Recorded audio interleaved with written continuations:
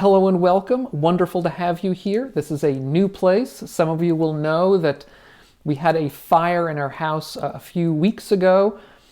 And so this is a new setup we're gonna be in this setup for quite a while, and I'll get to that. What I want to discuss today is that fire.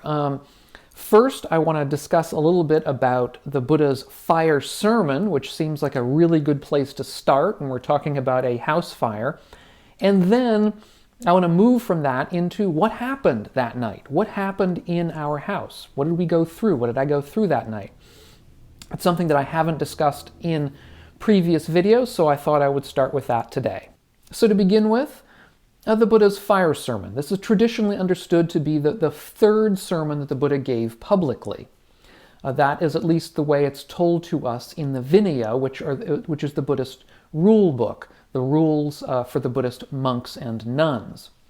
And it's said that some of the Buddha's first disciples were fire worshippers, that is, Brahmins who at the time in India worshipped fire as an emanation of the god Agni, and they would do certain rituals. Indeed, those rituals go down to the present day. These fire worshippers, ascetic fire worshippers, would keep certain fires burning and all the time. They're supposed to be burning all the time. And they would do certain kinds of sacrifices by burning either ghee or milk in the fire or other objects. And that is a way of ritually purifying themselves and gaining certain kinds of benefits for themselves. In early Buddhism, however, fire was seen in a different light. Fire was seen as one of the 4 or 5 or 6 primary elements that went into sort of making up the manifest physical reality that we see around us.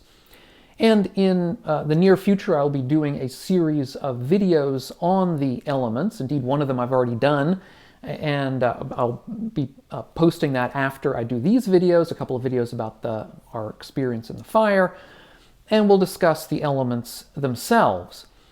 Also, within early Buddhism, fire was seen as an expression of dukkha, of pain, of suffering, and of the attachment that produces that kind of pain and suffering.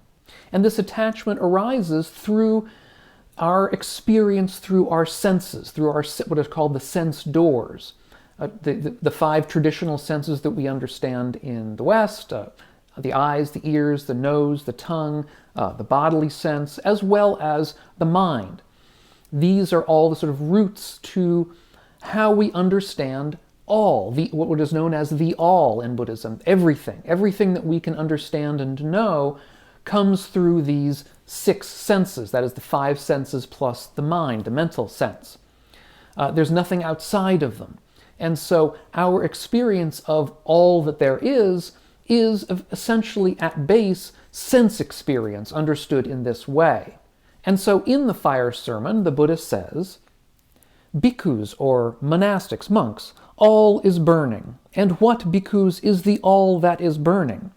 The eye is burning, forms are burning, eye consciousness is burning, eye contact is burning, and whatever feeling arises with eye contact as condition, whether pleasant or painful or neither pleasant or painful nor pleasant, that too is burning. Burning with what? Burning with the fire of greed, with the fire of hatred, with the fire of delusion, burning with birth, aging, and death, with sorrow, lamentation, pain, displeasure, and despair." There's a lot here. There's a lot to describe in what the Buddha was talking about. To begin with, the Buddha talks about forms burning. Well, what are forms? Forms are what is known as the sense field of the eye.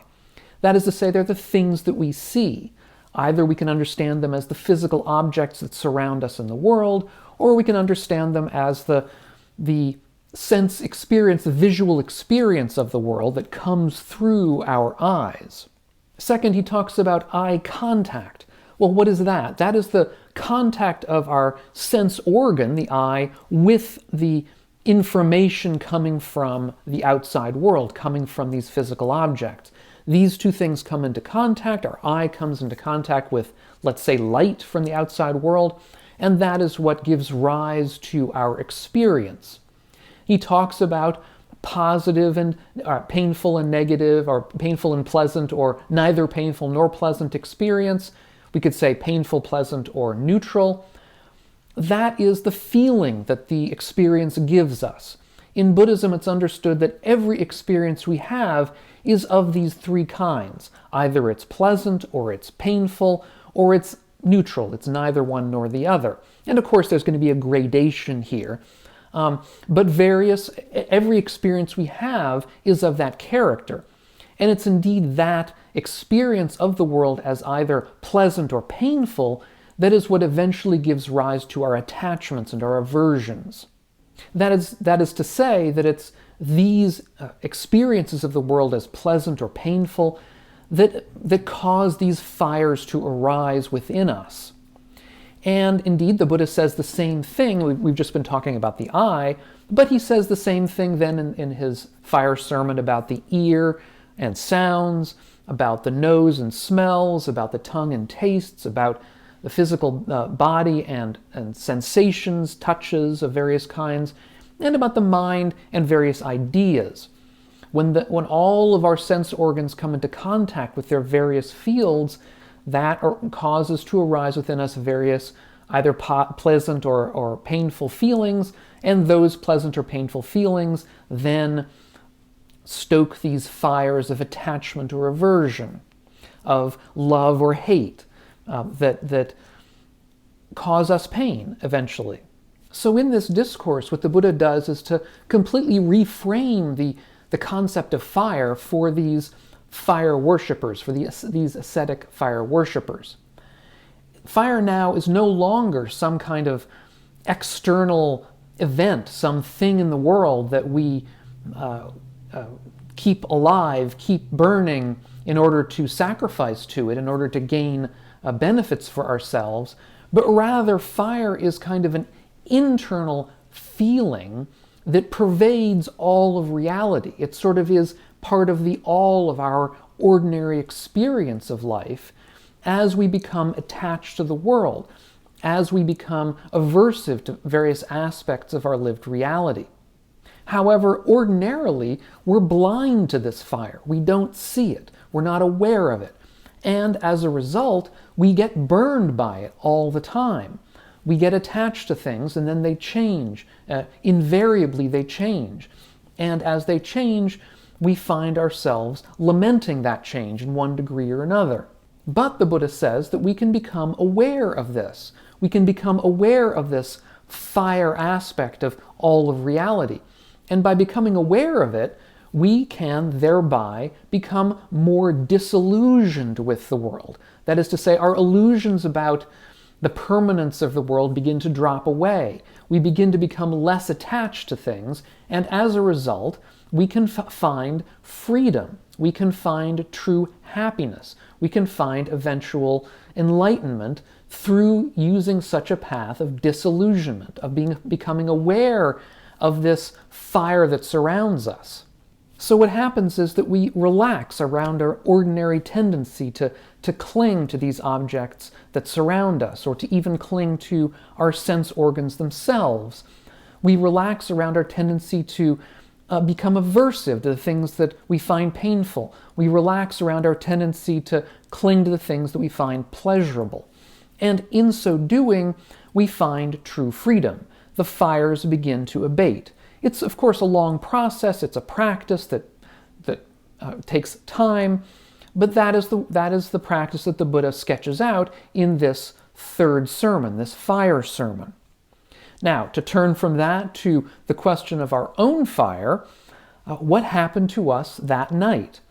Before I get to that, I do want to mention, before I forget, that my new book that has been out in digital form for a while now is finally out in physical form. I have a copy of it here. You can find it, well, to my knowledge, it's out certainly on Amazon. It may be out other places. I've asked the distributor about where it's going to be available, and they say it's not really up to them. It's up to whoever wants to get the book in their own bookstore or whatever. So if you want to see it in your bookstore, ask for it. It certainly is out there. It's certainly available, to my knowledge, on Amazon. It may be available other places. So anyway, some of you have been asking about the physical copy. Now it's around. So as to our own case of the fire, what happened? Well, it was about 10:45 at night. My wife and I were basically half asleep, and the fire alarm went off downstairs. This is something that, for those of you with houses, you may be familiar that it's happened to us anyhow several times over the past years, that we'll be woken up. It's almost invariably, at some point in the late night or early morning.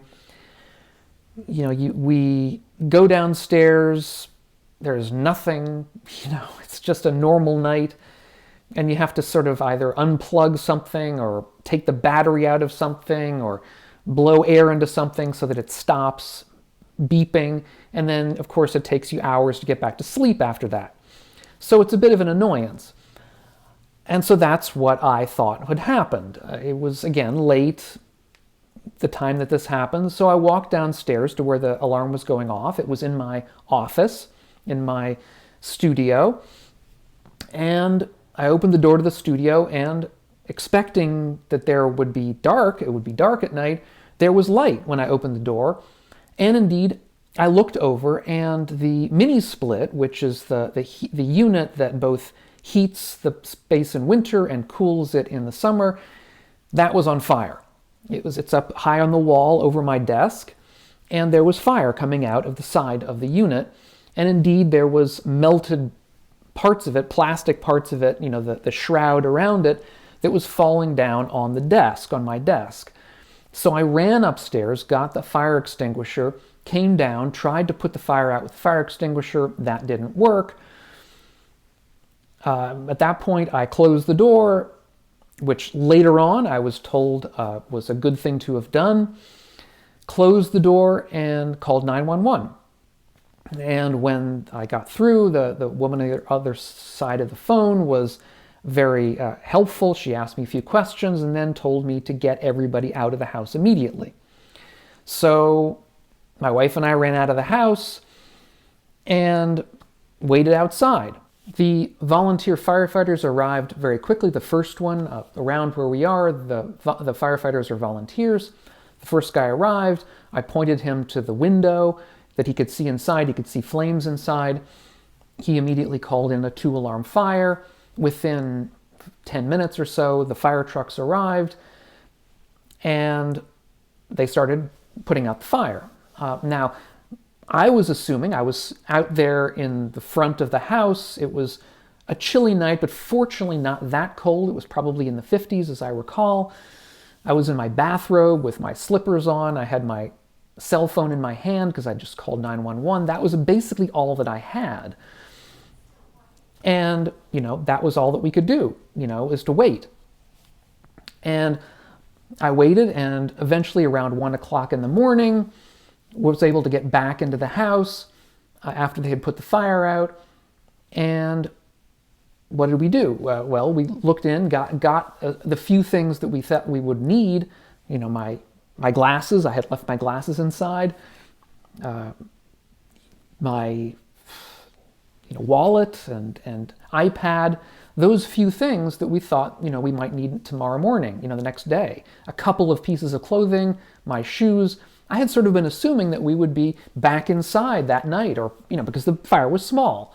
Or maybe, the next morning we could turn the heat back on because they had turned all the electricity off in the house in order to fight the fire. Well, it turns out the smoke damage was really quite extensive. We had people in the next day to turn the water off. It was quite a deal. And once people had gotten in to take a look, experts had gotten in to take a look, they told us that, the entire inside of the house would have to be gutted, essentially, because of the smoke damage. I had no knowledge about that kind of smoke damage. So that's where we are right now, is waiting for the work to start. I mean, there's a number of different things that have to get done. As I'm recording this, the investigation is still ongoing. I can't record in that room right now. They've had to seal it off so that people can get in and investigate the cause. I took a few photographs just after the fire, the day after or so. But after that, they had to close everything up, and we're waiting on that. It's going to be a long process. We're told at least 9 months. My guess is more like a year. And so from that point of view, right, I'll be in this place for the next several months or a year, recording videos here in a place that we're renting in the meanwhile. That's sort of where we stand. And to that extent, I would recommend, if you want to see a video that's relevant to this very topic, a video on patience, because this is a video great for me. Maybe it's good for you as well if you're in a similar kind of situation, because patience is a real virtue in this kind of situation. Thanks so much for watching. Thanks to all of you. Thanks to my friends and supporters over on Patreon that make this all worthwhile. And yeah, we'll catch you on the next video. Meanwhile, all of you, be well.